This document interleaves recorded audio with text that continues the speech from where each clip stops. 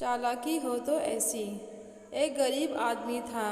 एक दिन वो राजा के पास गया और बोला, महाराज, मैं आपसे कर्ज मांगने आया हूँ। कृपा कर आप मुझे 5,000 रुपये दें। मैं 5 वर्ष के अंदर आपके रुपए वापस कर दूंगा। राजा ने उसकी बात पर विश्वास कर उसे 5,000 रुपये दे दिए। 5 वर्ष बीत जाने के बाद भी जब वो व्यक्ति ने राजा के 5,000 रुपये वापस नहीं लौटाए, तब राजा को मजबूरन उसके घर जाना पड़ा। लेकिन वहाँ वह व्यक्ति नहीं मिला। जब भी राजा वहाँ जाता, बहाना बनाकर उसे वापस भेज दिया जाता। एक दिन फिर राजा उस व्यक्ति के घर गया। वहाँ और कोई तो नहीं दिखा, एक छोटी लड़की बैठी थी। राजा ने उसी से पूछा, तुम्हारे पिताजी कहाँ हैं?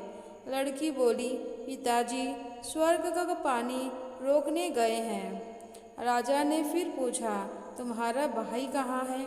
लड़की बोली, बिना झगड़ा के झगड़ा करने गए हैं।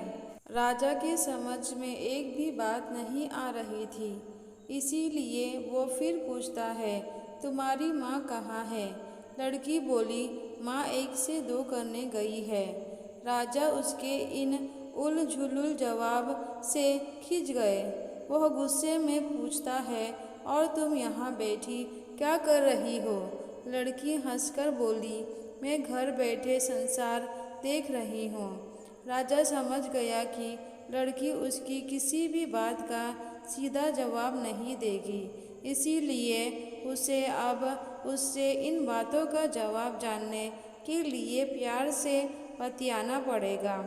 राजा के चेहरे पर प्यार से मुस्कान लाकर पूछा, बेटी, तुमने जो अभी अभी मेरे सवालों का जवाब दिया, उसका मतलब क्या है? मैं तुम्हारी एक भी बात का मतलब नहीं समझ सका। तुम मुझे सीधे सीधे उसका मतलब समझाओ। लड़की ने भी मुस्कुराकर पूछा, अगर मैं सभी बातों का मतलब समझा दूँ तो आप मुझे क्या दोगे? राजा के मन में सारी बातों को जानने की तीव्र इच्छा थी। वह बोले, जो मांगूंगी वही दूंगा। तब लड़की बोली, आप मेरे पिताजी का सारा कर्ज माफ़ कर दोगे तो मैं आपको सारी बातों का अर्थ बता दूंगी।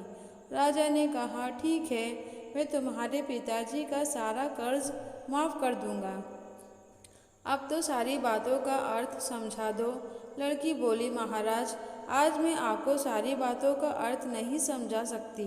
कृपया आप कल आइए, कल मैं ज़रूर बता दूंगी। राजा अगले दिन फिर उस व्यक्ति के घर गया। आज वहाँ सभी लोग मौजूद थे। वहाँ आदमी, उसकी पत्नी, बेटा और उसकी बेटी भी।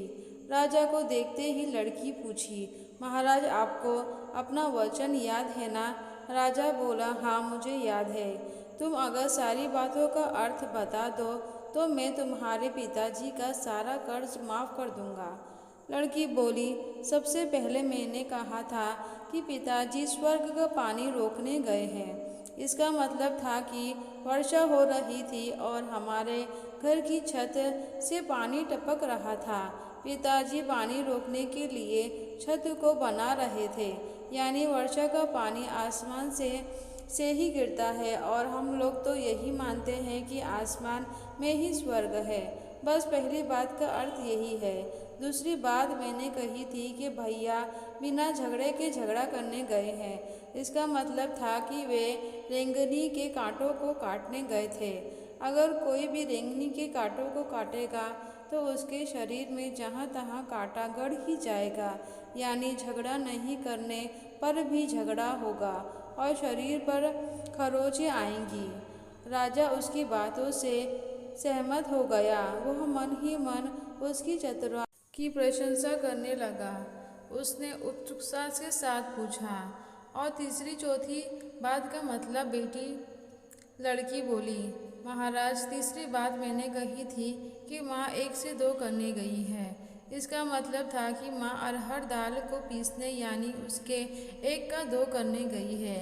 अगर साबुत दाल को पीसा जाए तो 1 दाना का 2 भाग हो जाता है, यानी यही था कि 1 का 2 करना।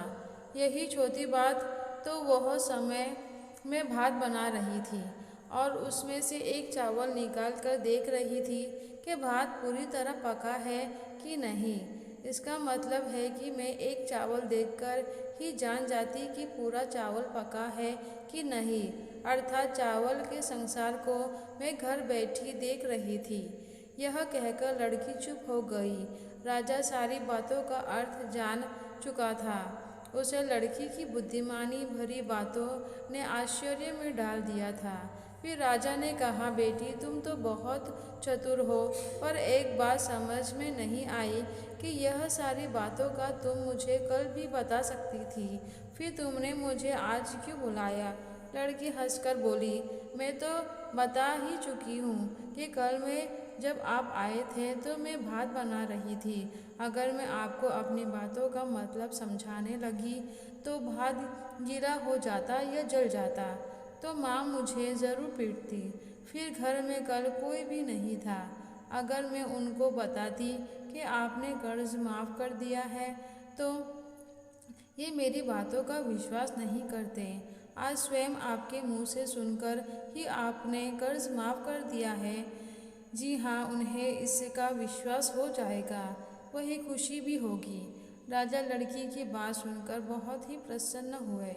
उसने अपने गले से मोतियों की माला निकाल उसे देते हुए कहा, बेटी यह लो अपनी चतुराई का पुरस्कार। तुम्हारे पिताजी का कर्ज तो मैं माफ़ कर ही चुका हूँ। अब तुम्हें या तुम्हारे घर वालों को मुझसे बहाना नहीं बनाना पड़ेगा।